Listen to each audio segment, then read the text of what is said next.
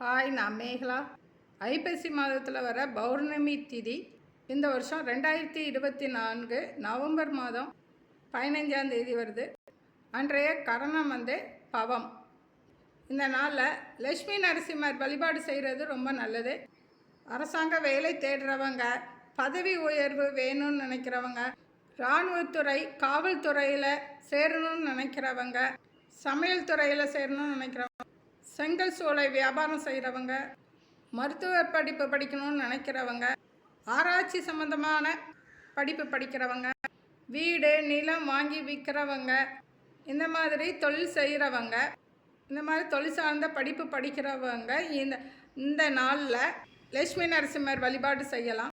லட்சுமி நரசிம்மர் ஃபோட்டோவுக்கு ஏலக்காய் மாலை சாத்துறது நல்லது. ஐப்பசி பௌர்ணமி திதி அன்னைக்கு தீபம் ஏற்றுறதுக்கு லட்சுமி நரசிம்மர் ஃபோட்டோவுக்கு முன்னாடி ஒரு தாம்பூலத்தட்டு வச்சு அதில் 7 வெற்றிலையை சுற்றி வைத்து அதற்கு மேலே அட்சதை பரப்பிக்கணும். அதுக்கு மேலே 108 நாணயங்கள் வைக்கணும். 1 ரூபா நாணயமாக இருந்தாலும் சரி, 2 ரூபா நாணயமாக இருந்தாலும் சரி வச்சுக்கலாம். அதுக்கு மேலே 7 மண் அகல் விளக்கு வைக்கணும். அதற்கு மேலே 7 எலுமிச்சம்பழம் வைக்கணும். ஒரு பழத்துக்கு ஒரு தீபம்தான் ஏற்றணும்.